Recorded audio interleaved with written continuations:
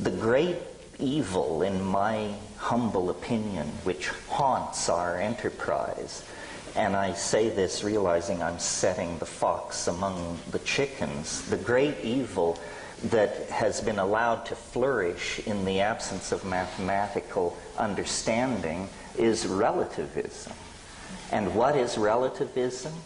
It's the idea that there is no distinction between shit and shinola. That all ideas are somehow operating on equal footing. So one person is a chaos theorist, another is a follower of the revelations of this or that New Age guru. Someone else is channeling information from the Pleiades. And we have been taught that political correctness demands that we treat all these things with equal weight. Because we have no mathematical ability, no logical ability, we don't know how to ask the questions that expose some positions as preposterous, trivial, insulting to the intelligence, and unworthy of repetition. So we all are very comfortable bashing science and flailing away at that, but that isn't our enemy. Science is capable of undertaking its own reformation and critique and has been engaged in that fairly vigorously for some time. The enemy that will really subvert the enterprise of building a world based on clarity is the belief that we cannot point out the pernicious forms of idiocy that flourish in our own community. And this problem is growing worse all the time. I mean, just pick up a copy of Magical Blend or Shaman's Drum, and you will discover an appeal to the level of intellect that makes what's going on with television advertising look like a meeting of the Princeton Institute of Advanced Study. We have tolerated too many loose heads in our community.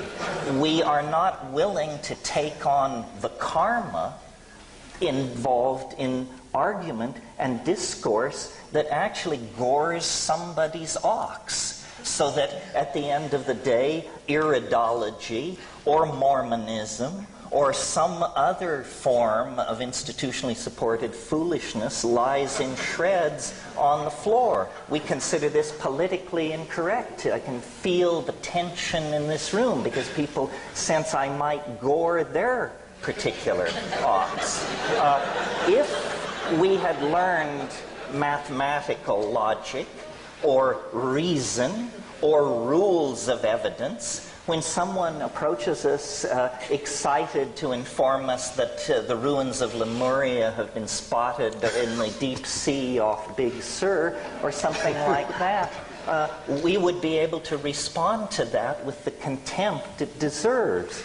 I had a conversation about this recently with someone who, if I had to describe their job category, I would describe them as mafiosa. And I said, what do you think of the abduction phenomenon? And without hesitation, this person said, there are just so many foolish people in the world. And to me, all of these things are intelligence tests. And the people who pass the intelligence test are not worrying about pro bono proctologists from other star systems showing unannounced in their bedrooms. So, you know, we have perfected politeness. We have perfected the ability to listen to damn foolishness without betraying by so much as the flick of an eyebrow that we realize what we're in the presence of.